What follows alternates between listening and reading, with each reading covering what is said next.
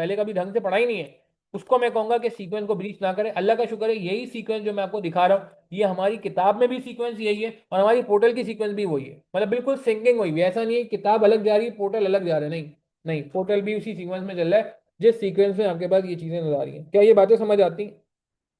Clear है? Is this fine? अच्छा, last segment रह गया डूज एंड डोंट्स का। बिल्कुल बिल्कुल। 35 मार्क स्कोर किए हैं आपने तो यार बड़ा मुश्किल होता है पेपर पास करना इतने कम मार्क्स अटेम्प्ट करने के बाद।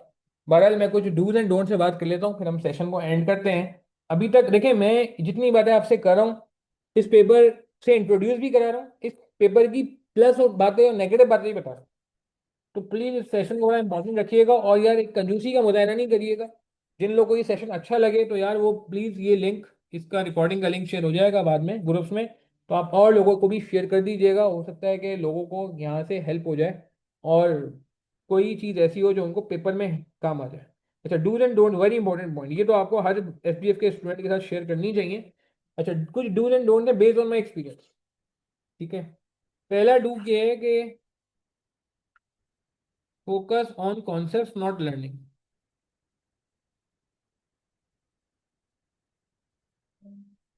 क्या मतलब हुआ इस बात का? ये डूज की बात हो रही है, डोंट उसके बाद आएंगे।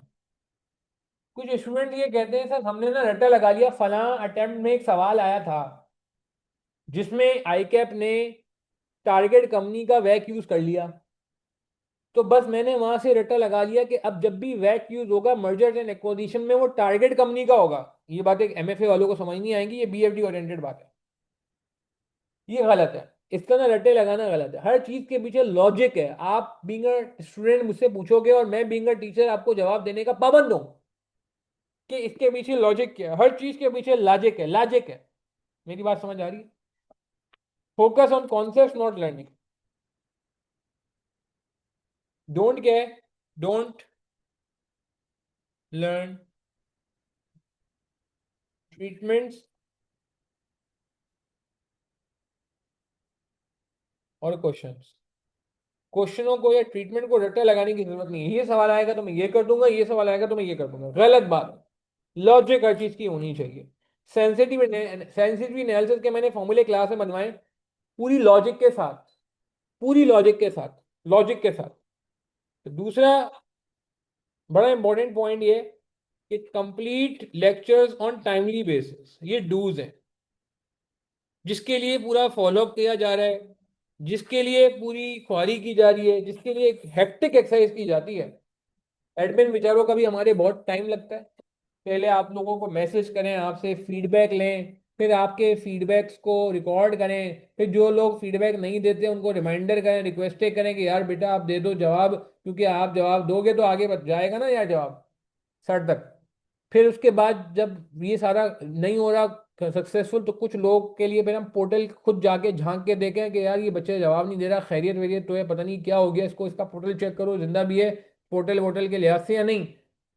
फिर उसके बाद उन सारे जगह को एक डेटाबेस बनाना और डेटाबेस को मैं रिव्यू करूं, रिव्यू करने के बाद अपने वॉइस नोट दूं, अपने वॉइस नोट दे दूं, देने के बाद भी मैं बच्चों को कॉल कराऊं जिनके बहुत ज़्यादा पोजीशन ख़राब होती है या जो नहीं स्टार्ट करे होते पढ़ाई करना, ये थोड़ा बहुत लेक्चर लिया होता है बहुत पीछे होते हैं, उनको कॉल कराई जाती हैं। वो कुछ कॉल मैं खुद पकड़ के मैं भी उनको जो ना थोड़ा बोल देता हूँ कि यार बेटा आपको वॉइस मैसेज में मैंने बताया था, अब आपको देखो कॉल भी कराई जा रही है जस्ट टू फोकस के यार आप प्लीज़ टाइमली कवर कर लो, टाइमली कवर कर लो, ताकि आपको पेपर में जाने से पहले 1 महीना पहले आपको इतना टाइम हो कि आप चीज़ों को समेट सको, प्रैक्टिस कर सको, थ्योरी पे फोकस कर सको, रिवीजन कर सको। खैर, तो time complete lecture on timely basis, pending lecture don't है। अगर आप पेंडिंग लेक्चर्स कर रहे हो तो ये गलत है, ये किलर है, किलर। तो तीसरा डूज आपका क्या है कि जी गिव रेगुलर टेस्ट। मैंने लास्ट टाइम 3 टेस्ट लिए और हमेशा ऐसा होता है मैं बड़ी मोटिवेशनल टेस्ट प्रोग्राम शुरू करता हूँ, टेस्ट सीरीज शुरू करता हूँ, मगर मसला ये टेस्ट का दौर नहीं है ना।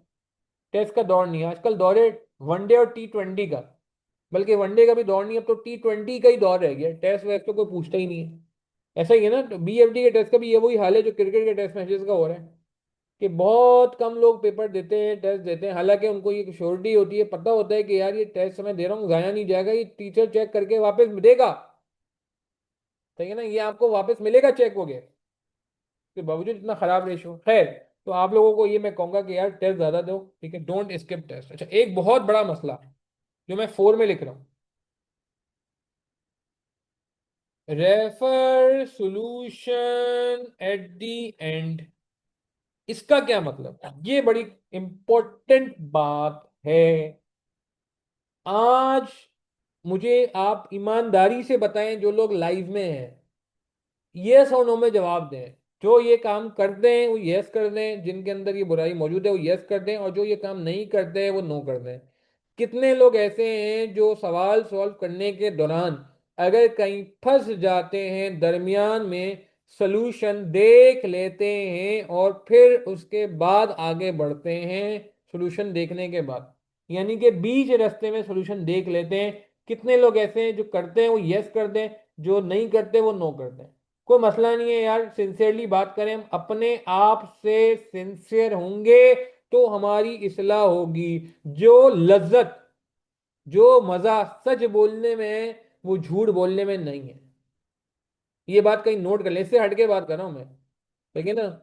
सच भी बोला है, झूठ भी अल्लाह ताला ने, अल्लाह अल्लाह माफ करे, शैतान ने बुलवाया, अल्लाह ताला माफ करे। मगर मैं आपको अपने तजुर्बे की बेस पे बता रहा हूँ, जो लज्जत, जो मजा सच बोलने में और झूठ बोलने में नहीं है, नहीं है, सीरियस बता रहा हूँ मैं आपको। खैर, अच्छा जी, जवाब आने शुरू हो गए। मैं नाम ले रहा हूँ, सिर्फ शुएब ने जवाब दे दिया, हमाद ने जवाब दे दिया, अलिशबा ने जवाब दिया, हमजा, ताहिर, दिल, आलियान कह रहे हैं नहीं करते ऐसा, अच्छी बात है, शादिया वैसा नहीं करते, शोएब नवाज ओके, अवैस कुरैशी, मुनीब, आतिफ कभी कभार कर लेते हैं, शुएब नवाज, अब्दुल वहाब, ठीक है जी। नहीं, मैं देखो कुछ सवाल ऐसे होते हैं जो तो मैंने ही कराने हैं, वो तो आप मेरी वीडियो से ही देखो, मगर कुछ सवाल ऐसे होते हैं जहाँ पे मैं एक्सपेक्ट करता हूँ आप खुद सॉल्व करो, जहाँ पे मैं आपको होमवर्क में दे देता हूँ, या जहाँ मैं वीडियो में बोलता हूँ कि पहले यार आप खुद ट्राई कर लो, उसके बाद जब आप पूरा कर लोगे तो हम आगे बढ़ेंगे। कुछ सवाल ऐसे होते हैं वीडियो में मैं बोलता हूँ, तो उनको किसका मतलब पॉज करके स्टॉप करके पहले अपना खुद एफर्ट मारना होता है, उसके बाद सॉल्व करना होता है।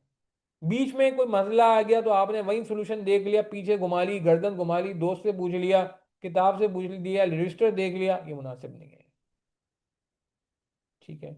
तो मैं ये कहूंगा कि नहीं, मैं ये मना नहीं कर रहा, सोल्यूशन तो देखना है, मगर दरमियान में नहीं देखना।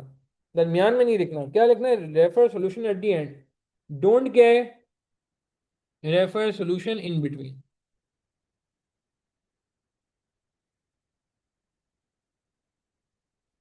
अपनी प्रैक्टिस के दौरान अगर आप सोल्यूशन देख रहे हो तो वो सही नहीं, ठीक है जी। ये बहुत इंपॉर्टेंट पॉइंट है, इसको अभी से कर लेंगे, सिर्फ एसबीएफ में काम नहीं आएगा, हर जगह आएगा। अच्छा, इसमें एक रिस्क है, डर है कि सर अगर हमने दरमियान में सोल्यूशन नहीं देखा और हमने पूरा सवाल कर लिया, सवाल एंड तक, और वो पूरा सवाल गलत हो गया, तो हमारा तो टाइम ज़ाया हो गया ना सर, हमारे पास तो वैसे टाइम नहीं होता, हम तो मसरूफ लोग हैं। यार मैं एक बात बताऊं, मैंने अपने तजुर्बे की बेस पे देखा है, जब आप ऐसा करते हो कि लेट से आपने दरमियान रास्ते में आपको लगा गलत है, मगर फिर भी आप उसको खेल देते हो एंड तक, तो मैं आपको बताऊं, दो में से कोई एक काम होता है। एक काम तो यही है, या तो बिल्कुल सही बात है, रॉन्ग ही होगा, पहले भी रॉन्ग हो रहा था, मगर कभी कभार ना आपको लगता है गलत हो रहा है, आप उसको एंड तक लेके जाते हो, मगर एंड में पता चलता है सरप्राइजिंगली ये सही हो गया। ये इतना बड़ा बूस्टर होता है, इतना बड़ा मोटिवेटर होता है, मैं बता नहीं सकता। यानी कि आपने तो हार मान ली थी, आपने तो बीच रास्ते में हथियार डाल दिए थे, मगर ये आपने मेरे कहने पे, ये अपनी कोई हिम्मत लगाई, अपनी कोई विल पावर लगा के आपने कहा यार चलो मैं एंड कर देता हूं, देखते हैं क्या होता है।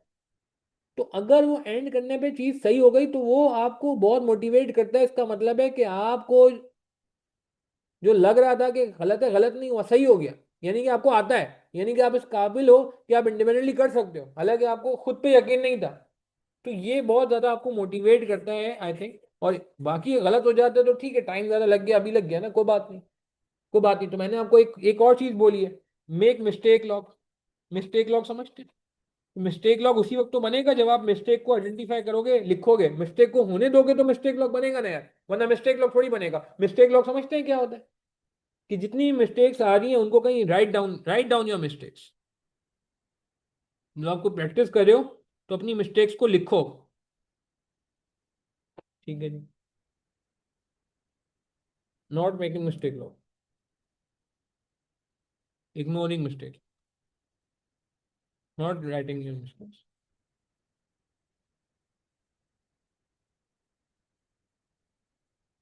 ठीक है जी। अच्छा, और क्या करना है, अच्छा, कितने लोग ऐसे हैं ईमानदारी से बताएं जो एग्जामिनर कमेंट्स पढ़ते हैं रेगुलरली, हर पेपर की, चाहे वो एसबीएफ हो, थ्योरी हो, कैलकुलेशन हो, ऐसा करते हैं आप? जवाब दें।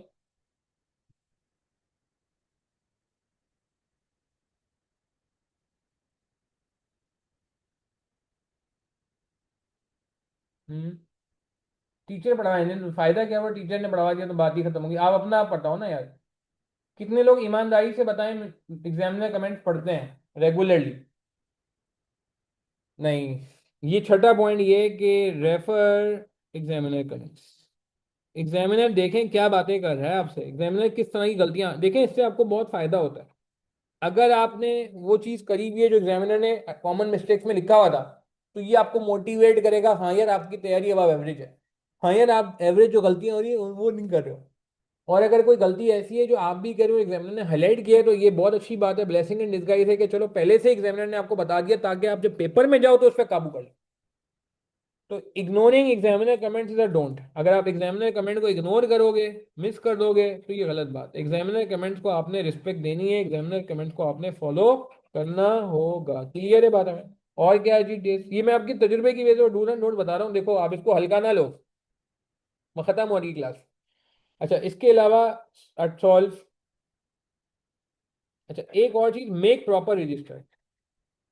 ये भी मैं पीछे बात कर चुका हूँ, मगर मैं वापस एम्फोसाइज करने के लिए कह रहा हूँ कि रजिस्टर पे काम करें, एक्सेल पे फोकस ना करें। एक्सेल पे मसले मैंने आपको बता दिए हैं कुछ, ठीक है ना? ये रिवीजन का मसला रहता है, और एग्जाम सॉफ्टवेयर से इतना टैकल भी नहीं होता, एग्जाम सॉफ्टवेयर अलग भी चल रहा है एक्सेल से, तो खैर। तो एक प्रॉपर रजिस्टर बनाएं, ठीक है? Not making register is a don't.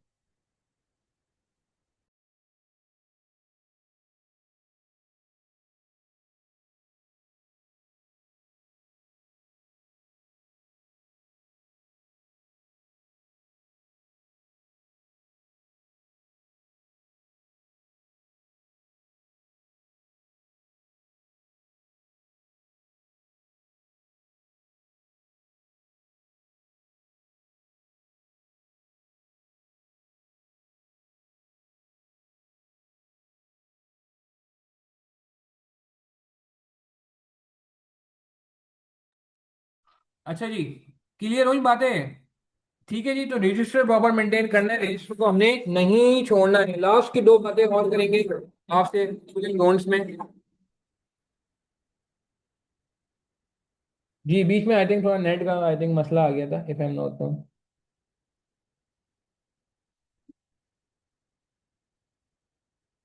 Attempt wise paper solve करने, अटेम्प वाइज पेपर टाइमर लगा के।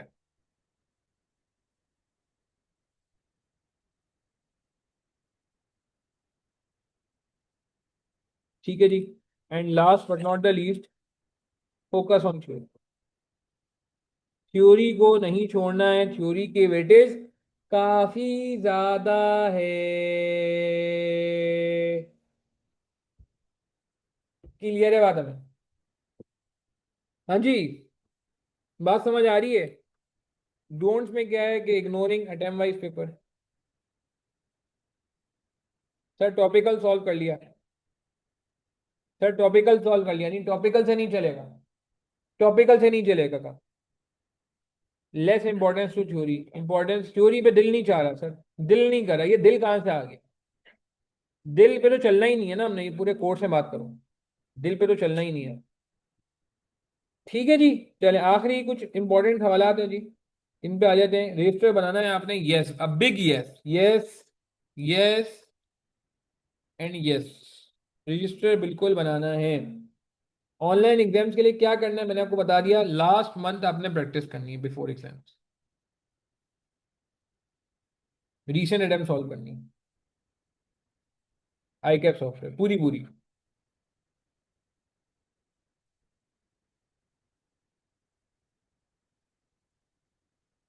सही है ना? और क्या करना है? लेक्चर प्लानर पीरियोडिक का फॉलोअप मंथली होगा, ये बिल्कुल होगा जी, इंशाल्लाह इस बार भी होगा, मंथली होगा, हर बंदे का होगा, रजिस्टर्ड स्टूडेंट्स का बिल्कुल किया जाएगा।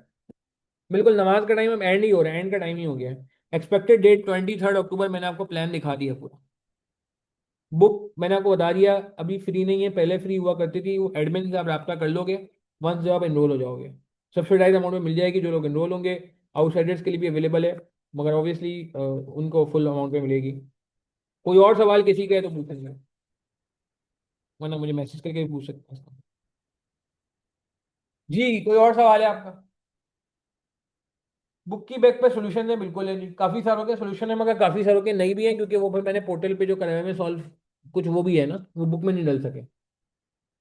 क्वेश्चन क्लियर हुआ, मजा आया, कुछ बात समझ आई? ये सारी बातें जो मैंने आपसे की हैं मैं अपने तजुर्बे की बेस पे कर रहा हूँ। अल्टीमेट ऑब्जेक्टिव यही है कि यार आपकी अटेम्प्ट बच जाए, आप पहली अटेम्प्ट में पास कर सकें। बहुत सारी बातें ऐसी हैं जो मैं ये सारी बातें रिपीट करूंगा पोस्ट रिजल्ट सेशन में, मगर पोस्ट रिजल्ट सेशन उन लोगों का होता है जो पेपर पास नहीं कर पाते हैं। तो जो बातें मैं उनसे कर रहा होता हूँ मैं आज आपसे कर रहा हूँ, ताकि यार वो बातें आप आज से ही अपने जहन में डाल दो यार। क्या ख्याल है? अच्छा थोड़ी लगता है ना, मुझे अच्छा लगता है ना आपको अच्छा लगेगा, अल्लाह ना करे अगर हमारा पहली अटेम्प्ट में ना हो सके। थ्योरी की बुक्स में भी अवेलेबल है मेरी, और अलग से हैंडआउट भी अवेलेबल है, मुझे मैसेज कर देना, मैं अलग से हैंडआउट भी शेयर कर दूंगा अगर बोलोगे तो। ठीक है, चलें, thank you very much Umar. अभी आप स्टार्ट करो, डेमोज अलाउ हैं, आप लोग प्लीज़ डेमो लें आराम से, डेमोज भी लें, और मैं कहूँगा फीडबैक भी लें। जो लोग हमसे पढ़ चुके हैं या जो लोग हमें जानते हैं उनसे फीडबैक भी लें कि यार क्या फीडबैक है। इंशाल्लाह आपको पॉजिटिव फीडबैक मिलेगा। मैंने आपको बताया ना, देखें झूठ बोलने में ना वो लज्जत नहीं है जो सच बोलने में लज्जत है।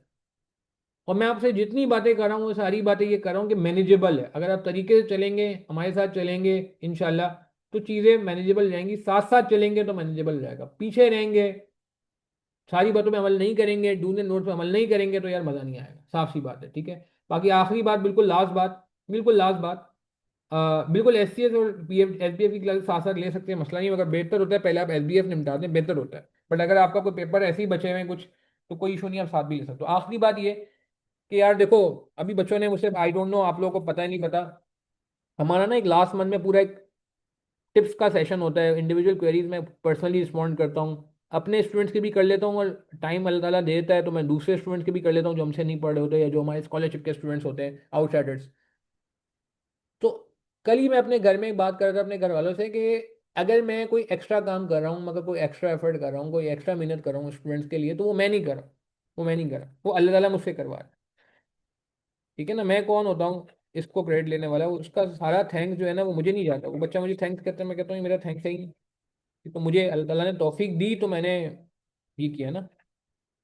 तो कहने का मतलब है कि मेरी जिंदगी में मैं जो निचोड़ पे पहुंचा हूँ वो ये पहुंचा हूँ कि यार देखो आपका काम है एफर्ट करना, मेहनत करो, मगर at the end of the day आपको ये बात भी जहन में डालनी है कि आपकी मेहनत, मेरी मेहनत, आपके टीचर की मेहनत, ये सारी मेहनतें एक तरफ, और अल्लाह ताला की मर्जी एक तरफ।